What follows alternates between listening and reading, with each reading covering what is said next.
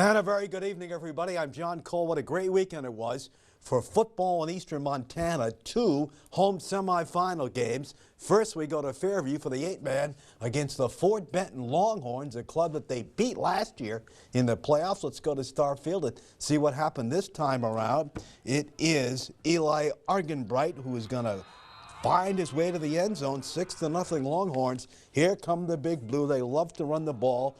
Brock Schotthauer is going to go 40 yards to pay dirt. Look at that. Run to daylight, baby. 6-6 game. Then Jeff Geldy is going to hit Deacon Gackle. He's had a big year. He's going to get it in 13-6 off an interception.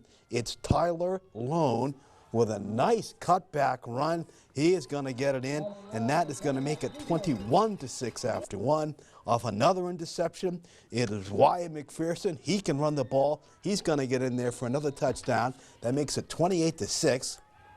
Geldy hits Schotthauer, a nice pass. He's going to get in. They win big, 48-12. So, yes, they move on to the state championship game against Belt on the road Saturday, 1 p.m. Now, Floyd Lake was hosting Harleton Reigate in the 6-man semifinals. Let's go to Medicine Lake for the highlights of this wild one. First play of the game, the engineers score. Bergen Meisey, 49 yards to pay dirt. Remember, this is 6-man, so tackling very, very important.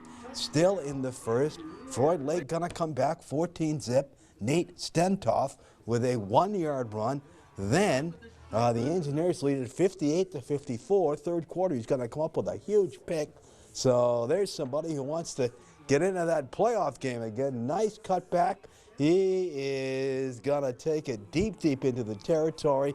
Their next play, the very next play, it's Joseph Robertson, and he's going to score on a 30-yard TD run. And you can smell it once again in the fourth. Mason Detman, he scores on a 40-yard run. They would go on to win 82-70. And this young man is headed to Bozeman to play for the Montana State Bobcats.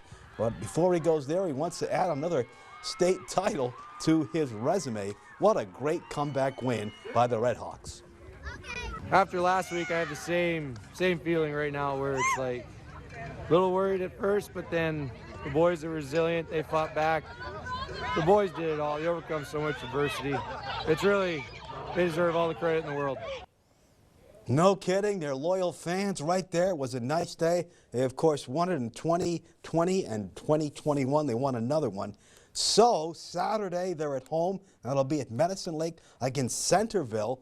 They had a lot of success in 8-man. They moved down, and now they're trying to win a title against the Redhawks, and that'll be fun. 1 p.m. Supposed to be a nice day. Kevin just told us that, so that's tremendous. It's what I call Eastern Montana pride. Fairview once again with a big win over Monty Giesi's club, and of course Monty, the head coach, and a great athlete at Sydney football, wrestling, and that was his son who was the QB, picked off a pass.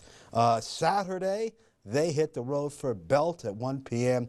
Good luck to the Big Blue. Their fans are having a good time, and you know they'll travel for that one, that's for sure. In case you missed it, chance to look at the Tetons. First time at home, Teton Booster Club shootout. Saturday, Lady Tetons, Bill Triplets Club, beat the Rocky Mountain JV 68-41, so they quickly go to 5-0 on the season. That's a great start. And Allison Kunze, she is from Malta. She had a big game, 19 points and 8 rebounds, and that's great to see for a Frosh. Teton men are now 2-3.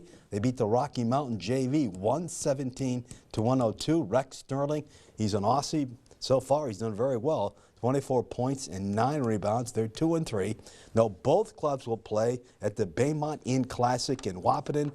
Gals will take on Southwest Community at 1 p.m. The men will take on Western Iowa Tech at 3 p.m.